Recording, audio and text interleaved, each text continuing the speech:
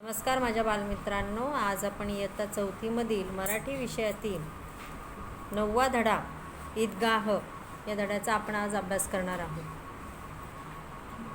पाहूया आपण मुस्लिम धर्मामध्ये ईद नावाचा सण साजरा केला जातो.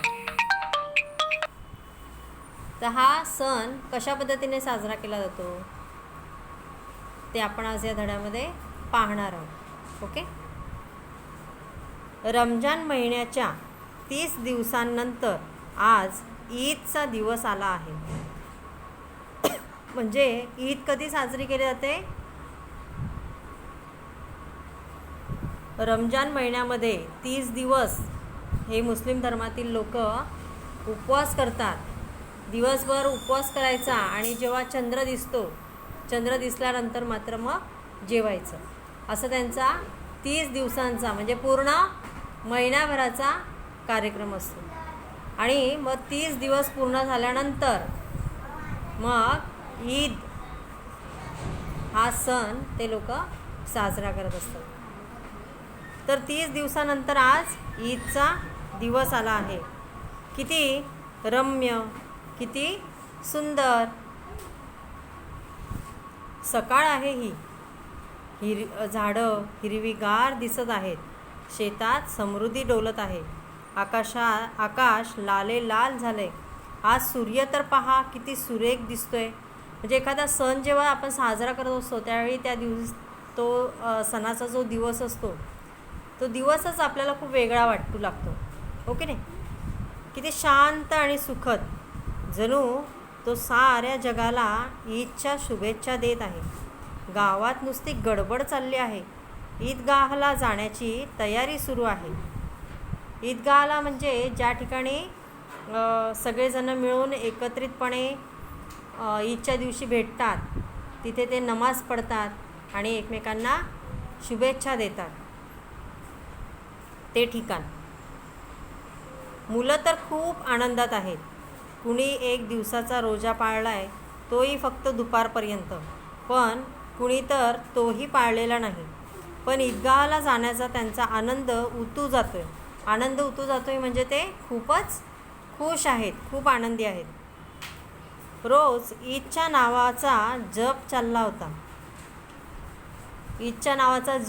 होता. म्हणजे रोज ईद या विषयावरच ते बोलायचे. ईदला मी असं करेल, ईदच्या दिवशी मी तसं करेल, मी इकडे जाईल, मी तिकडे जाईल, मी हे घेईल, मी ते घेईल. असंच ईद या विषयावरच त्यांच्या गप्पा चालायच्या. ती ईद आज उगवली आहे. मुलांना सगळ्यात जास्त घाई झाली आहे.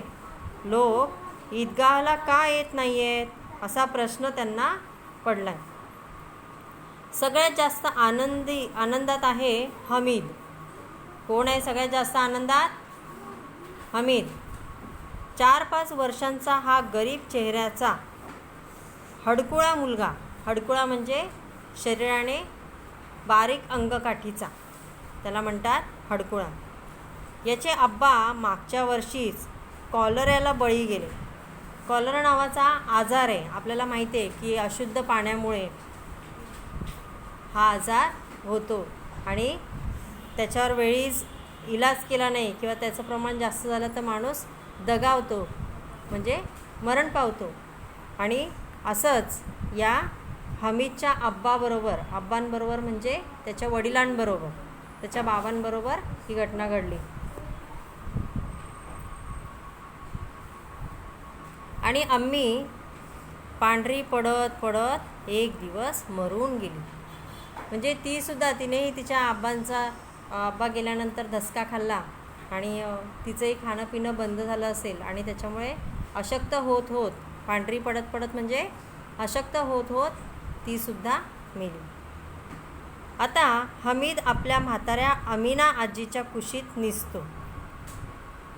म्हणजे त्याची जी आजी आहे, त्याच्या बाबांची आई, तिचं नाव आहे अमीना. तिच्याजवळच तो झोपतो, तिच्याबरोबरच तो राहतो. तिच्याजवळ तो सुखात आहे. अब्बाजान पैसे कमवायला गेले आहेत. खूप पिशव्या भरून पैसे घेऊन ते परत येतील. अम्मीजान अल्लाच्या घरून आपल्यासाठी खूप छान छान गोष्टी आणायला गेली आहे. असा त्याचा विश्वास आहे, म्हणूनच तो आनंदात आहे. एवढूसा 4-5 वर्षाचा लहान मुलगा आणि एवढ्या लहान वयामध्ये त्याचे आईवडील त्याला सोडून गेलेत, हे त्याच्या आजीने त्याला मात्र कळू दिलेलं नाही. त्याच्या आजीने त्याला काय सांगितलं की त्याचे आब्बा पैसे कमवायला गेले आहेत, ते खूप पिशव्या भरून भरून पैसे आणणार आहेत आणि त्याची अम्मी, आईला काय म्हणतात, अम्मी असं म्हणतात. त्याची अम्मीसुद्धा कुठे गेली, अल्लाच्या घरी. आपण देव म्हणतो, मुस्लिम समाजामध्ये देवालाच काय म्हणतात, अल्ला असं म्हणतात. ती देवाघरी गेली, ती मरण पावले, पण हे त्याला माहीत नाही आहे. त्याला हे म्हणजे मरण काय असतं हे त्याला समजत नाही आहे, इतका तो लहान आहे. त्याच्यामुळे आजीने काय सांगितलं, आमिना आजीने, की ती कुठे गेली, अल्लाच्या घरी गेली आहे आणि त्याच्यासाठी खूप छान छान गोष्टी आणणार आहे आणि म्हणूनच तो आनंदात आहे. हमीदजवळ जोडे नाहीत, जोडे म्हणजेच चपला. त्याच्याजवळ चपला नाहीत. डोक्यावर जुनी पुराणी टोपी आहे, तिचा वरचा भाग काळा पडला आहे, तरी तो खुशीत आहे. बघा, त्याच्याजवळ चपला नाही आहेत, जोडे नाही आहेत, त्याच्याजवळ नवीन कपडेसुद्धा नाही आहेत. म्हणजे त्याच्या डोक्यावर जी टोपी आहे ती टोपीसुद्धा मळलेली आहे, वरचा भाग तिचा काळा पडला आहे आणि तरी पण तो फारच खुशीमध्ये आहे, खूप आनंदात आहे. खुशीत आहे म्हणजे आनंदात आहे. अमिनाच्या हृदयात कसंसच होत आहे. अमिना कोण, हमीदची आजी. तिला मात्र खूप वाईट वाटतं आहे की आपल्या एवढ्याशा लहान लेकराला, आपल्या या लहानशा बाळाला आपण नवीन साधे कपडेसुद्धा घेऊ शकत नाही, एवढीसुद्धा आपली परिस्थिती राहिलेली नाही. गावातली मुलं आपापल्या वडिलांबरोबर ईदगाहला चालली होती. हमीदला अमिनाशिवाय कोण आहे, त्याला एकटं कसं पाठवायचं, त्या गर्दीत पोरगं कुठे हरवलं तर नाही. अमिना त्याला असं एकटं पाठवू शकणार नाही. एवढासा जीव, एवढं अंतर चालेल तरी कसा, पायाला फोड नाही का येणार, जोडेही नाहीत त्याच्याजवळ. अमिना बीकडे फक्त 2 आणे आहेत, 3 पैसे हमीदच्या खिशात व उरलेले तिच्या बटव्यात. एवढंच धन व हा ईदचा सण. हमीद आजीला सांगतो, तू घाबरू नकोस, मी सगळ्यांच्या आधी परत येईन. अमिनानं दिलेले 3 पैसे घेऊन हमीद सवंगड्यांबरोबर निघतो. पहा त्यांची किती परिस्थिती गरिबीची आहे, हो की नाही. त्यांच्या घरामध्ये अमिना बी म्हणजे हमीदची आजी, तिला खूप कसतरी वाटतं आहे की आपण आपल्या मुलाला, आपल्या या एवढ्याशा लहानशा बाळाला आपण काहीच घेऊन जाऊ शकत नाही. सगळी मुलं त्यांच्या वडिलांबरोबर ईदगाहला चाललेत, जिथे नमाज पढला जातो. आणि या हमीदला त्याच्या आजीशिवाय कोणीच नाही आहे, त्याला एकटं कसं पाठवायचं. अमिना बीला काळजी पडली, तिला चिंता वाटू लागली की त्याला आपण एकटं कसं पाठवायचं. हा एवढूसा पोरगा गर्दीत हरवला तर, कारण तिथे तर खूप गर्दी असणार आहे आणि शिवाय ते खूप लांबही आहे, म्हणजे बरंच चालावं लागणार आहे तिथे जाण्यासाठी. याला पायात चप्पलसुद्धा नाही आहे, म्हणजे जोडेसुद्धा नाही आहेत, त्याच्या पायाला फोडं येतील, एवढूसा लहान मुलगा आहे तो. आणि पैसेही नाहीत. अमिना बीजवळ फक्त 2 आणे आहेत आणि तिने काय केले, त्या 2 आण्यांपैकी 3 पैसे हमीदच्या खिशात ठेवले, म्हणजे हमीदला दिले, आणि उरलेले पैसे तिने तिच्या बटव्यामध्ये, म्हणजे पैशांची पिशवी असते तिला बटवा म्हणतात, त्याच्यामध्ये तिने ठेवले. पण हमीदने काय सांगितलं त्याच्या आजीला की तू घाबरू नकोस, मी सगळ्यांच्या आधी परत येईन. अमिनानं दिलेले 3 पैसे घेऊन हमीद सवंगड्यांबरोबर निघतो. सवंगडी म्हणजे कोण, मित्र. मित्र या शब्दाचा समानार्थी शब्द आहे सवंगडी. गावाहून लोक निघाले. इतर मुलांसोबत हमीद पण चालला होता. कधी ते सगळे धावत धावत पुढे जायचे, कधी एखाद्या झाडाखाली उभे राहून बाकीच्यांची वाट पाहायचे. अचानक समोर ईदगाह दिसला. चिंचेची दाट सावली त्यावर पडलेली आहे. खाली पक्की फरशी लावलेली आहे, त्यावर जाजम घातलेलं आहे. रोजे करणाऱ्यांच्या लांबच लांब रांगा लागलेल्या आहेत. जाजम नसलेल्या भागापर्यंत रांगा गेलेल्या आहेत. नंतर येणारे मागे रांगेत उभे आहेत. पुढे जागा मुळीच नाही. इथे सगळे सारखेच आहेत. कुणाचा पैसा वा प्रतिष्ठा पाहिली जात नाही. किती छान व्यवस्था आहे. सगळे एकदम वाकत आहेत, गुडघे टेकत आहेत. कितीतरी वेळा ही हालचाल होते. जणू विजेचे लाखो दिवे एकदम लागावेत, विझावेत असं दृश्य दिसत आहे. म्हणजे जेव्हा मुस्लिम समाजाचे लोक नमाज पढण्यासाठी ईदगाहमध्ये जातात, त्याला मशीद असं पण म्हणतात. म्हणजे ज्या ठिकाणी ते सगळे लोक एकत्र येऊन नमाज पढत असतात, त्या ठिकाणी त्यांची नमाज पढण्याची पद्धत पण त्यांनी आपल्याला या परिच्छेदामध्ये सांगितलेली आहे. मुलांना चालता चालता समोर ईदगाह दिसला. त्यांना ईदगाहला बघून खूप आनंद झाला. त्या ईदगाहावरती चिंचेच्या झाडाची दाट सावली पडलेली आहे आणि खाली पक्की फरशी पण बसवलेली आहे. आणि त्या फरशीवर काय घातलं आहे? जाजम. जाजम म्हणजे एक कार्पेट असतं ना, आपण कार्पेट म्हणतो त्याला. आणि ज्यांना रोजे करायचे आहेत, नमाज पढायचं आहे, ते सगळेजण खूप छानपैकी एका शिस्तीत एका रांगेत उभे राहतात. आणि ईदच्या दिवशी सगळेजण सहसा पांढरे कपडे असतात त्यांचे घातलेले, डोक्यात पांढरी टोपी असते, असा त्यांचा पोशाख असतो. सगळे एकसारखे दिसतात. एका ओळीत सगळे असे एका रांगेत उभे राहतात. आणि जेव्हा ते नमाज पढू लागतात तेव्हा ते एकाच वेळेला खाली वाकतात, गुडघ्यांवर वाकतात. आणि असं वाटतं की जणू काही लाखो विजेचे दिवे एकदमच लागत आहेत आणि विझत आहेत. इतकं छान दृश्य तिथे दिसतं. सगळे एकसारखेच. कुणी म्हणजे असं एखाद्याकडे खूप पैसा आहे, मग तो त्याच्या पैशाचा किंवा प्रतिष्ठेचा मान असतो त्याला, असं काही नाही. सगळे एकसारखे, गरीब श्रीमंत सगळे एकसारखे. अशा पद्धतीने तिथे नमाज पढला जातो. नमाज संपली, लोक परस्परांना मिठी मारून भेटत आहेत. म्हणजे ईद ज्या दिवशी असते त्या दिवशी सगळेजण त्या मशिदीमध्ये, तिलाच ईदगाह असं म्हणतात, त्या ईदगाहमध्ये जातात. तिथे ते एकत्रपणे नमाज पढतात. नमाज पढल्यानंतर मग ते एकमेकांना मिठी मारून ईदच्या शुभेच्छा देतात. आणि मग त्या ईदगाहमधून सगळे बाहेर पडतात. आणि बाहेर पडल्यानंतर सगळे भरपूर तिथे दुकानं असतात. जसं आपण मंदिरामध्ये जातो की नाही, मंदिरामध्ये देवाचं दर्शन घेतल्यानंतर बाहेर पडल्यानंतर आपल्याला भरपूर दुकानं दिसतात. आणि त्या दुकानांमध्ये मग सगळे लोक खरेदी करत असतात. कोणाला काय घ्यायचं असतं, कोणाला काय घ्यायचं असतं. तसंच आता सारे मिठाईच्या व खेळण्यांच्या दुकानांकडे धावतील.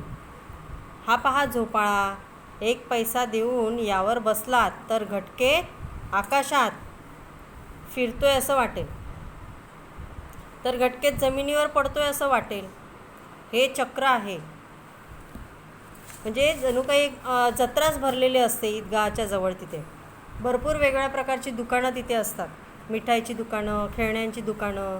मग नमाज पडल्यानंतर एकमेकांना शुभेच्छा दिल्यानंतर मग सगळे कोणी कोणत्या दुकानात, कोणी कोणत्या दुकानात, मग तिथलं सगळं वर्णन आपल्याला आता इथे दिलेलं आहे बघा.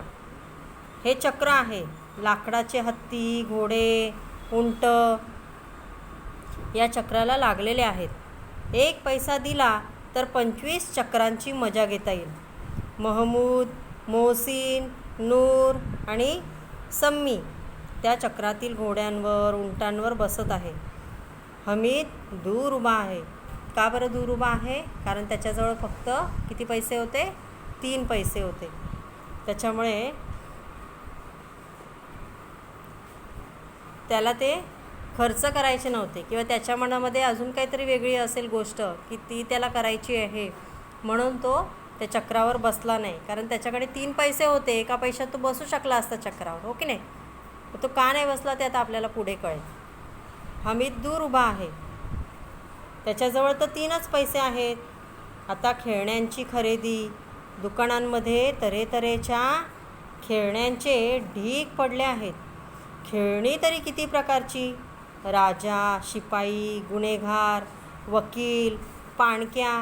पाणक्या म्हणजे पूर्वीच्या काळी ना पाणी वाहून नेणारा एक माणूस असायचा. त्याला काय म्हणायचे? पाणक्या. साधू, वा, किती सुंदर खेळणी आहेत ही. महमूदनं शिपाई घेतलाय.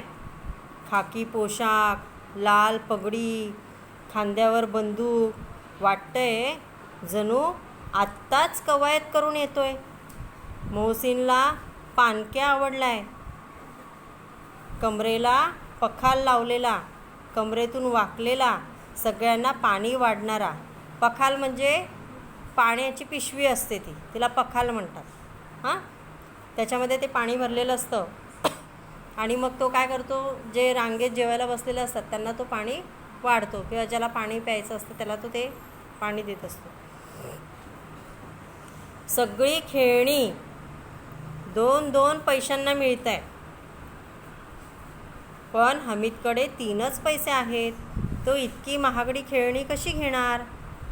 त्याने खेळणीसुद्धा घेतली नाही.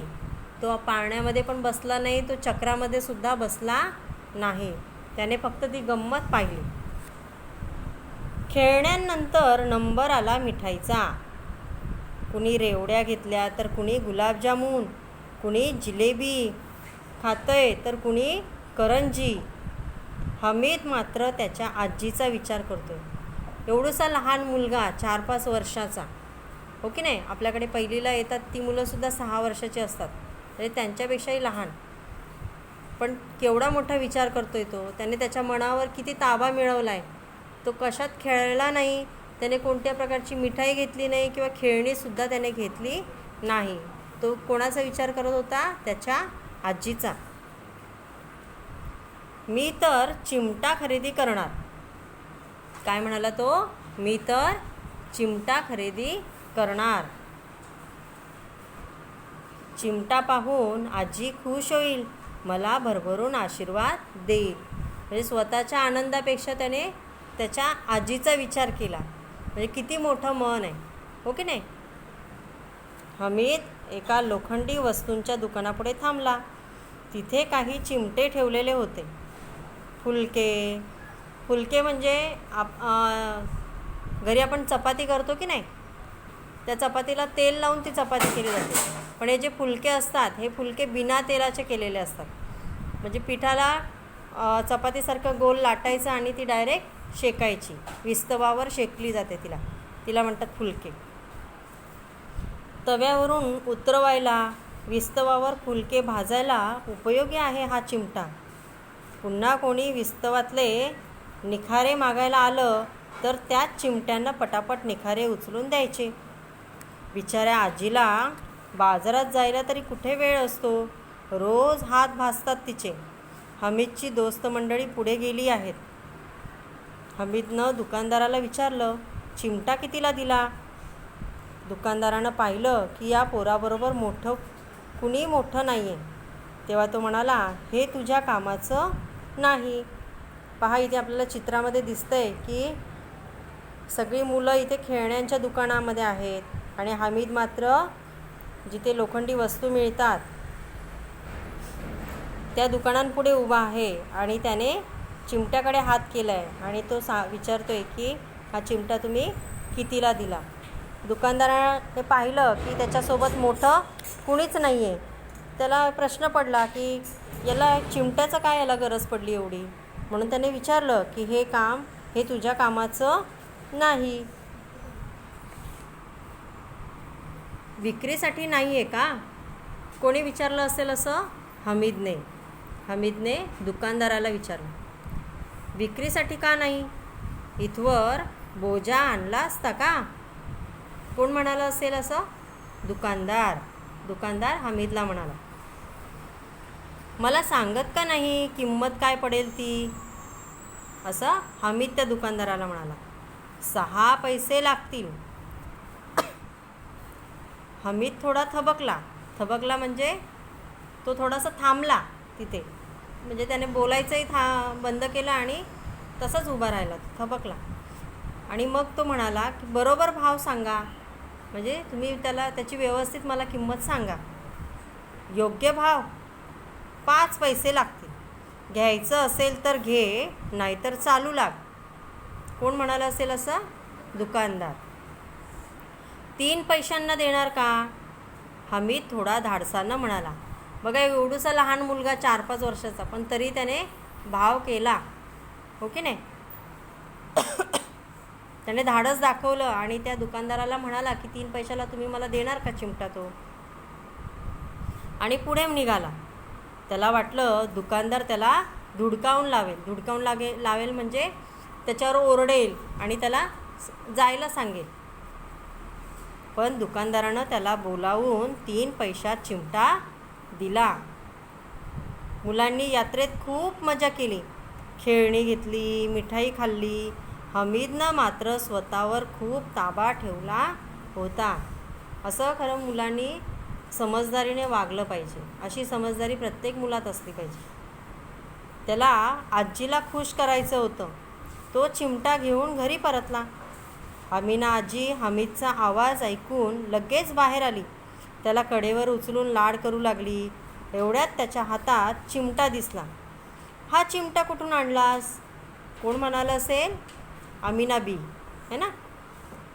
अमिना बी हमीदला म्हणाली, मी विकत आणलाय. कोण म्हणालं असं? हमीद आजीला म्हणाला किंवा अमिना बीला म्हणाला. किती पैशात? 3 पैसे दिले. अमिना बी एकदम दुःखी झाली.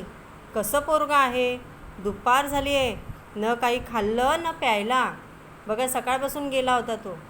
त्याने तिथे काहीच खाल्लं नाही, काहीच पिलं नाही. त्याने काय आणलं आजीसाठी?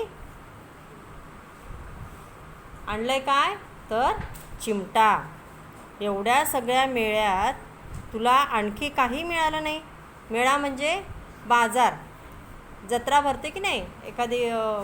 एखादा सण असतो, एखाद्या देवीचा उत्सव असतो, तिथे जत्रा भरते ना. तू चिमटा उचलून आणलास तो? हमीद अपराधी भावनेनं म्हणाला. म्हणजे आजी त्याला थोडंसं रागावण्याच्या सुरातच बोलली ना, की तुला काहीच दिसलं नाही एवढं बाजारामध्ये, खायच्या वस्तू, खेळायच्या वस्तू, तू हा चिमटा उचलून आणलास. तेव्हा मग थोडंसं चेहरा उतरला त्याचा, म्हणजे थोडंसं वाईट वाटलं. अपराधी भावनेने तो म्हणाला, तुझे हात स्वयंपाक करताना भासतात ना, म्हणून आणलाय मी चिमटा. अमिना आजीचा राग गायब झाला. दुसऱ्या पोरांनी मिठाई, खेळणी घेतलेली पाहून या पोरालाही वाटलं असेल घ्यावं, पण त्याचं मन किती ललचावलं असेल म्हणजे त्याच्या मनामध्ये किती इच्छा निर्माण झाली असेल की आपण हे खावं, ते खावं, या खेळण्यावर बसावं, आहे की नाही, हे खेळावं किंवा एखादे खेळणं विकत घ्यावं. किती त्याच्या मनामध्ये ती इच्छा निर्माण झाली असेल. एवढा त्यानं मनावर ताबा मिळवला कसा? तिथे पण त्याला ह्या म्हाताऱ्या आजीची काळजी होती. तिचं मन भरून आलं, म्हणजे तिला वाईट वाटलं. तिला रडू कोसळलं. पदर पसरून ती हमीदला आशीर्वाद देत होती. तिच्या डोळ्यातून घळाघळा अश्रू गळत होते आणि हमीद आजीच्या प्रेमळ कुशीत शिरला होता. या पाठाचे, या धड्याचे मूळ लेखक आहेत प्रेमचंद. आणि त्याचा प्रेमचंद जे आहेत लेखक, ते हिंदीमध्ये लेखन करतात आणि मराठीमध्ये त्याचं रूपांतर कोणी केलं आहे? अनुवाद संजीवनी खेर यांनी केलेला आहे. किती छान सुंदर धडा आहे, हो की नाही. एवढ्याशा 4 वर्षाच्या मुलाला पण सुद्धा किती आपल्या आजीबद्दल प्रेम आहे. त्याने स्वतःच्या मनावर किती ताबा मिळवला आणि आजीसाठी तो स्वतःसाठी काहीच न घेता आजीसाठी चिमटा घेऊन आला. का? तर तिला फुलके भाजायचे असतात तेव्हा तिचे हात भाजतात, किंवा एखाद्याला निखारे द्यायचे असतात. निखारे म्हणजे ते विस्तव असतं की नाही, जळलेलं लाकूड असतं की नाही, विस्तव म्हणतो आपण त्याला, चुलीमधलं विस्तव. तो विस्तवसुद्धा काही जण मागून नेतात. कोणाला पापड भाजायचे असतात, कोणाला काही त्याच्यावर भाकरी भाजायच्या असतात त्याच्यासाठी. मग त्याच्यासाठी पण ती हाताने ती विस्तव काढून द्यायची आणि त्यावेळेला रोज तिचा हात भाजायचा, म्हणून त्याने तिच्यासाठी चिमटा घेतला. आवडला मित्रांनो धडा?